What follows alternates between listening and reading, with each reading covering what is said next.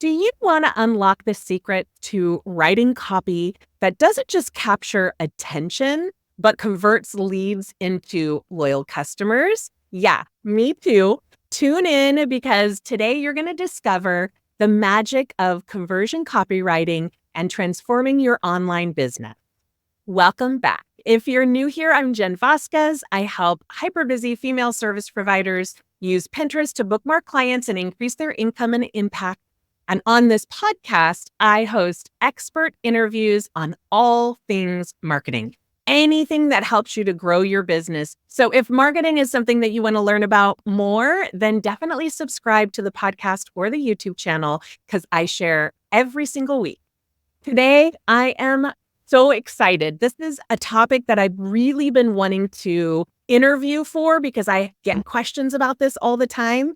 And Suzanne Riley is amazing. She is a business coach, a marketing strategist, a copy advisor for professional service businesses and online course creators who are really passionate about helping others. She works individually with hundreds of repeat clients, and her work has been featured in Voyage LA, Canvas, Rebel, Go Solo, Best Life Online, The Washington Post, and Daily Candy, and more.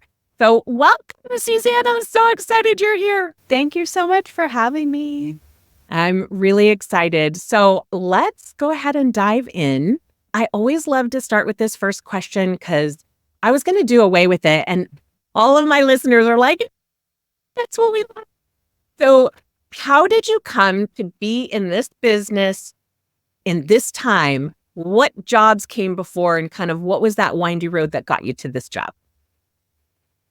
Absolutely. So I actually started out as a personal trainer. I have a degree in exercise science. And when I got my first personal training job, I was not prepared for the fact that I would have to sign my own clients. It was just something that was not ever discussed. And so I was working in a gym and basically I was given floor hours for like $10 an hour and I could hang out and meet people. And I had like the shirt and I had a stack of agreement forms. And that was about it. I had never taken a business class, a marketing class. I was never interested in any of it.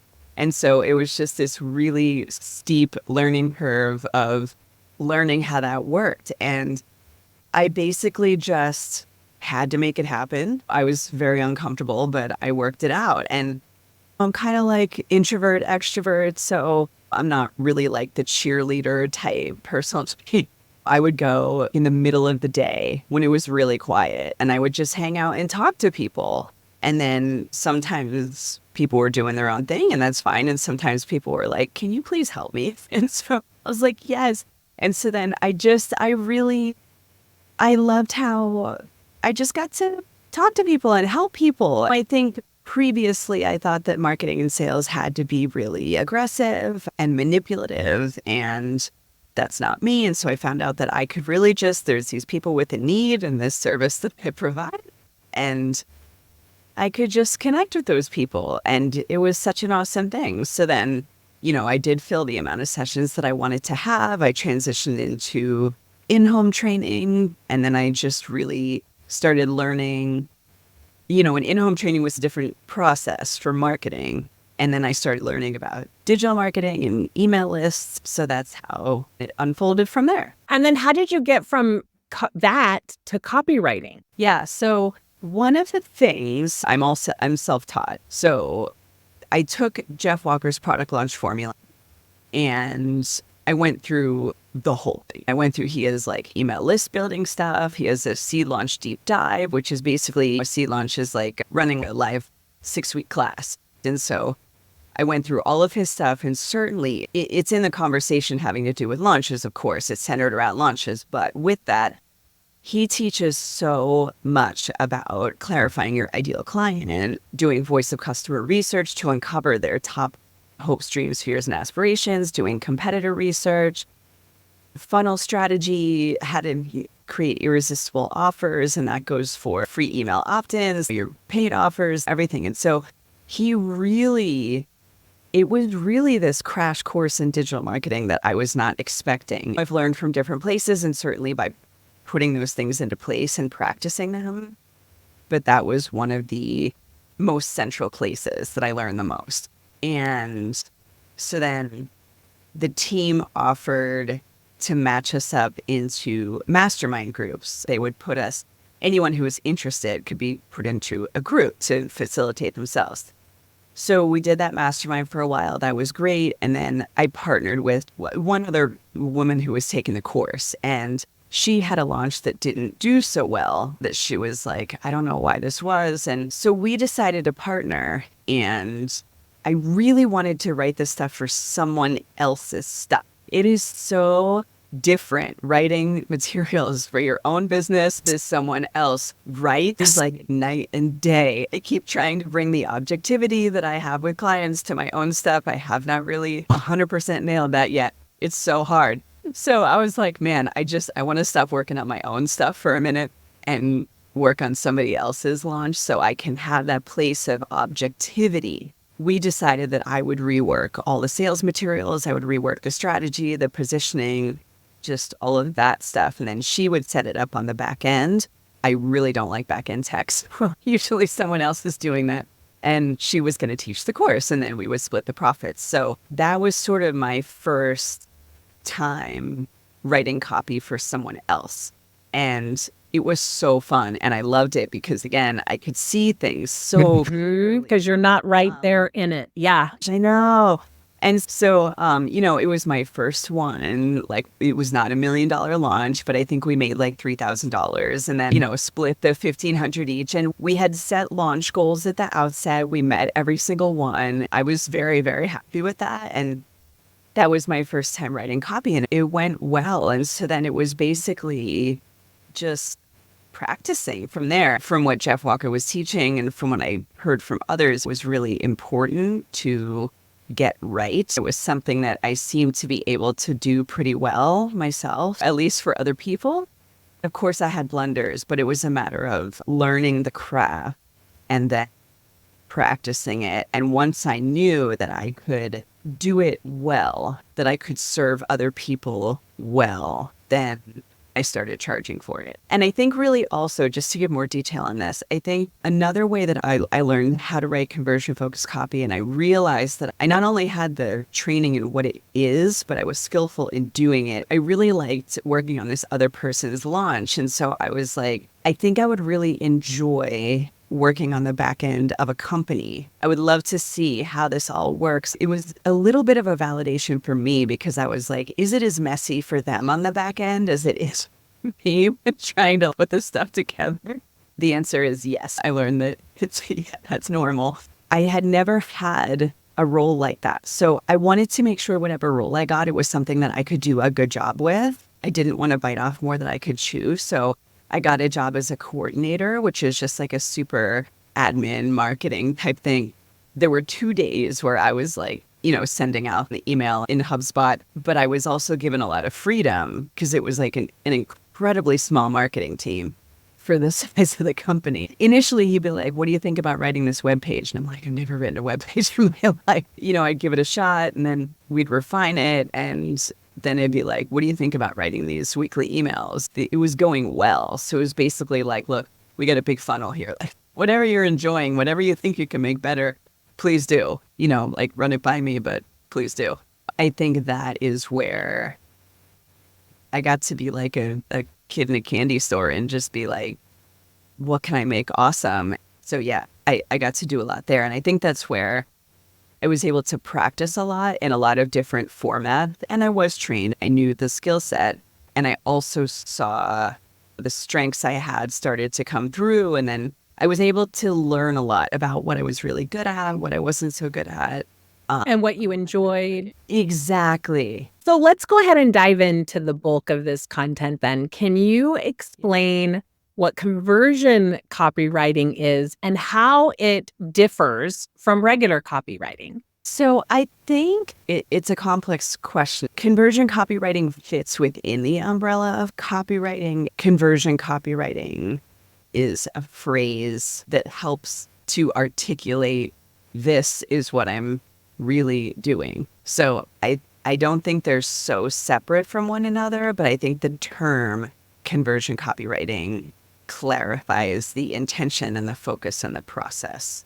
Yeah. And I always look at copywriting as storytelling and bringing people sort of into your world makes them interested. But the conversion copywriting is leading them down a very narrow path to doing exactly what you want them to do, whether that's booking a consultation call, signing up for a membership, or like whatever. And that's always the area that people have the most trouble with. It doesn't have to be one narrow path. I think what you said is really important in terms of it needs to be engaging. It needs to draw people in. It has like sticky elements to it, where there are elements of story, things that you can see and taste and feel. It includes things like knowing your customers so that then you can include a messaging hierarchy. So you're speaking to the thing that they care about most first.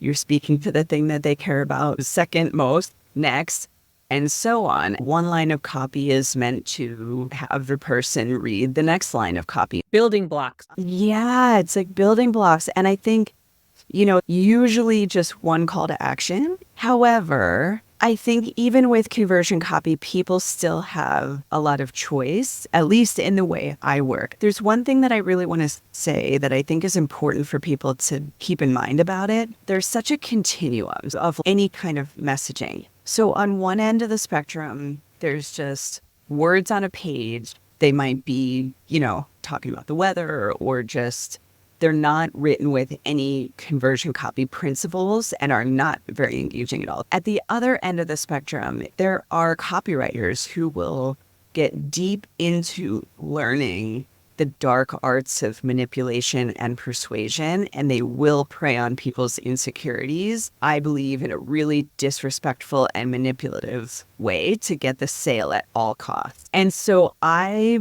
am passionate about working in the middle space. There's this person who has this problem that they are looking for a solution for. They're somebody who would love to meet you. And you are somebody who has this solution that you're literally going to be able to transform the right person's life. And it's really a matter of connecting the two and writing in a way that is engaging and that invites people to take the next step with you in your business. And so that can be with an email opt-in, with opening an email on a blog post. It's really that connection, that engagement, and inviting people to take the next step with you. And it's done in a really intentional way instead of just writing what you'd like to write, because there is a structure and a process to it. How important is understanding your ideal client or your audience when you're crafting conversion copy? It's absolutely essential. So this is sort of the crux of where people's misunderstandings can lie. It's really natural to want to, people come with all this passion, all this training, all this experience, and they're like, I can help people. And they're like, I want to tell people about it. I want to tell people how they can change their lives in this area. I want to tell people what I've learned. I want to tell people what's so important. And that's so natural. I do it all the time. I have to constantly refocus myself and be like, is this helpful to the customer at this time? With that, it's really natural to tell people about everything you do, but we're trying to make a connection between you and the customer. So if we don't include the customer, this is just like a one-sided conversation. So there can be a big disconnect with that. So it's really important to write a website or emails or landing pages or offers or anything like that to your customer and for your customer. And you can absolutely include elements of your company, your approach within that, but it needs to be written to the customer in their language, in a way that they can see and hear and understand. It has to be positioned in the right way. Like, both have to be folded together. Yeah, the stuff about you is to help them trust you more, but you got to hook them before they can trust you. What are some key elements of a successful conversion-focused copy? Like, what are some things that you always sort of include? I think I want people to understand that it's a whole skill set in and of itself. I'm happy to speak to a ton of the elements.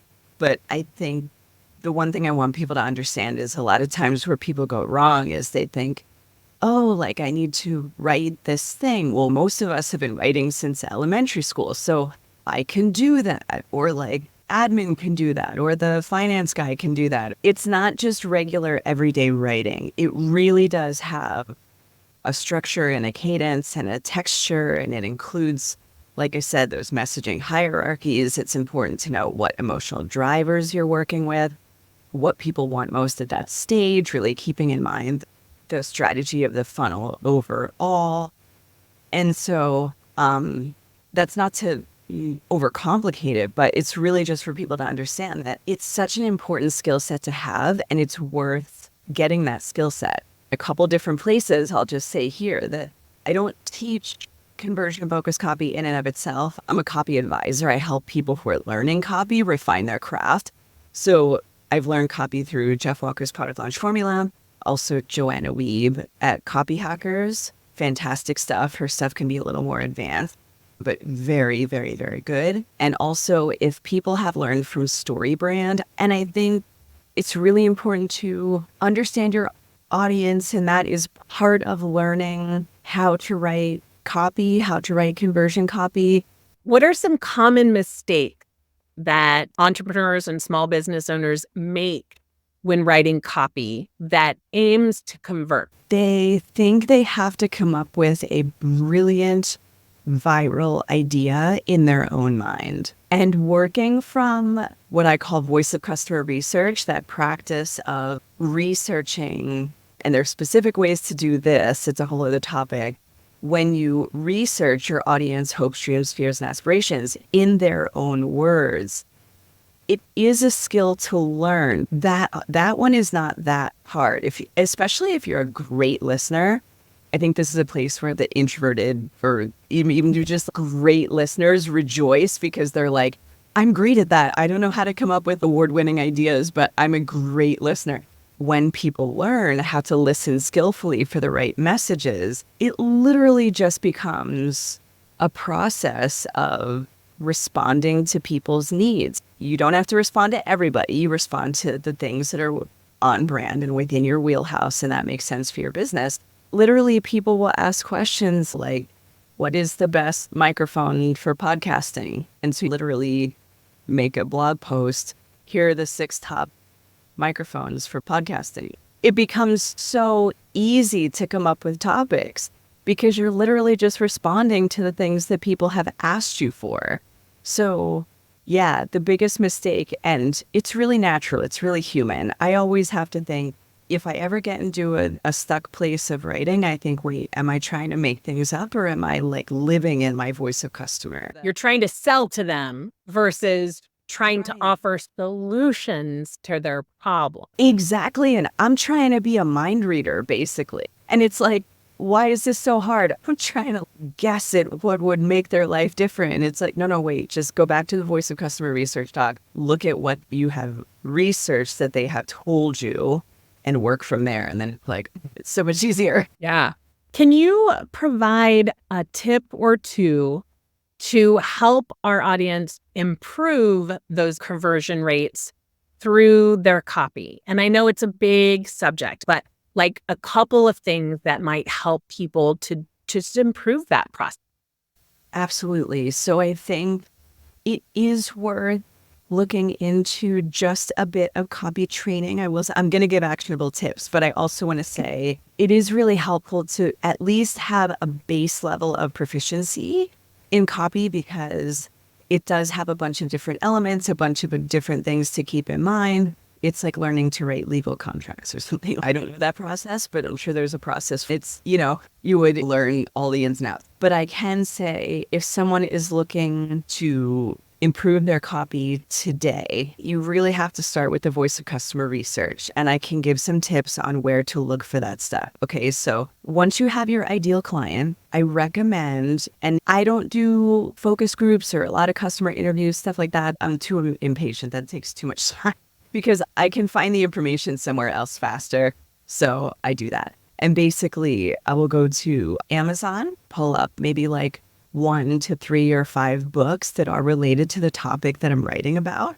and I will look in the review section. Are you familiar with? Yes, I am. I've heard this tip from copywriters in the past, and I keep forgetting it. And then I hear it, and I'm like, oh, yeah, I knew that. Pull up those maybe 1 to 3 books, and you are not going to swipe any of the book's professional copy. We never copy other people's messaging or their design. That is plagiarism. All you're going to read through and just get a sense of what people are experiencing. And then you're going to look through for specifics. So you want to be looking for people's hopes, dreams, fears, and aspirations in their words. What was happening in your life? What is their challenge in their own words?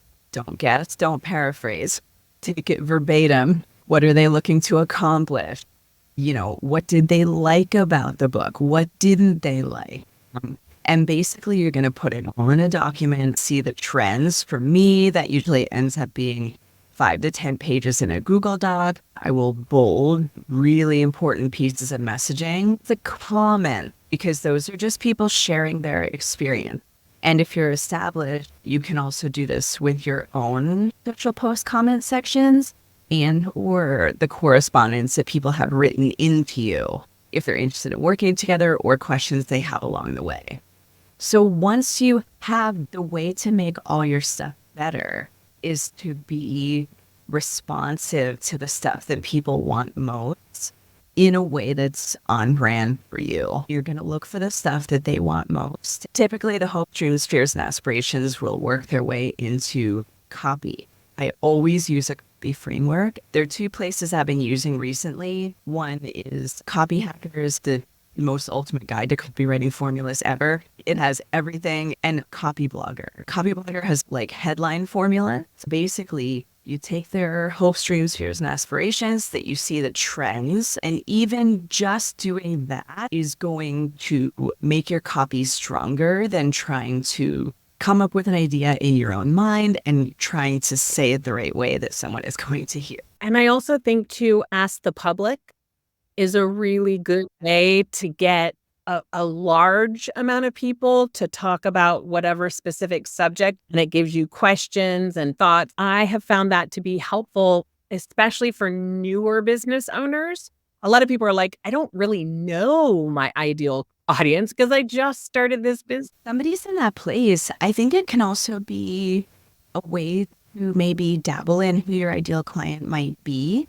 Listen to the conversation and think to yourself, like, is this a conversation that I want to eat, think, and breathe every day, every moment? So I always love to end with this. What 3 things have helped you to grow your business? It could be tools, it could be advice, it could be really anything. What are 3 things that you think have really helped you to grow your business? Mental health or within or your triggers. I mean, we're talking about dealing with rejection, being seen, money. All this really deep stuff is connected to growing. I heard a colleague once say, I keep growing with the outer stuff, and then when I get stuck with that, I go to the inner stuff. There's so many different modalities and methodologies, but I have that focus, and it really helps me a lot. I don't know if it's talked about so much, but I see it as a really big thing with other people too. When you have those days where you think, I don't know anything, I feel like I'm an imposter, and like every business owner goes through that, that's when you want to hit that self-help mindset type of help. And even just talking to someone and she's like, I've done all these courses, I worked with coaches, and she's like, I do one thing and then I shut down and I'm cleaning the baseboards for the day. Okay, fully human. And that is something that is really important to pay attention to and give care to. Without really caring for that inner part, it's going to be really hard for that person to be able to utilize the courses or the coach or anything she wants to do. Second thing, mindset. Understanding that the marathon, not a sprint, not everything happens overnight. Doing a lot of stuff that you don't see results for a while. So yes, for the short-term wins, absolutely, because they're there. But also keep in mind the long-term success really is on. So pace yourself and learn and do everything you can to be successful. And then I think the third thing really is learning the skill of copywriting and do voice of customer research, how to write copy, because not a lot of people know about voice of customer research. Copy it's a really high value skill set. there's just no way to hire for it for everything across your fund. It would be so expensive. Like it's worth it. Like it's just so cost prohibitive for almost any business. And so if you know how to do it, and if you stay connected to your own brand, you can always bring someone else in for key pieces or anything like that. But knowing how to write it is amazing because you can save so much money, you stay connected to your audience.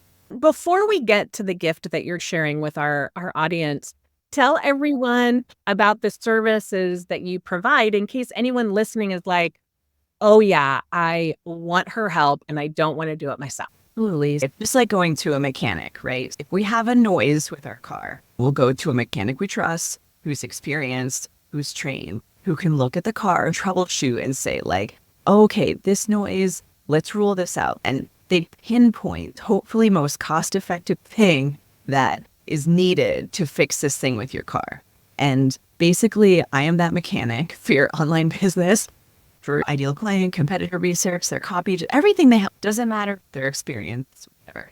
And I help them optimize those things a little bit better. And ultimately, of course, more sales. That's what we all want. That's really a good service. I love that you will help people by looking through these things and seeing where you can help the most. That's a good skill. Yeah. And I do really work as like part coach and part consultant, where coach is like, you know, drawing out their brilliance of what they want to create and what they know is best for them. And then the consultant is, you know, filling in the gaps of knowledge because a lot of people aren't marketing experts. Well, thank you so much for your valuable advice and your time today. And if everyone listening and watching found some ideas and tips that you can implement, I would love for you to leave a review on the podcast. I'm always trying to collect those. That's part of that podcast algorithm, but also love to hear what people write so that I can bring more guests to talk about that.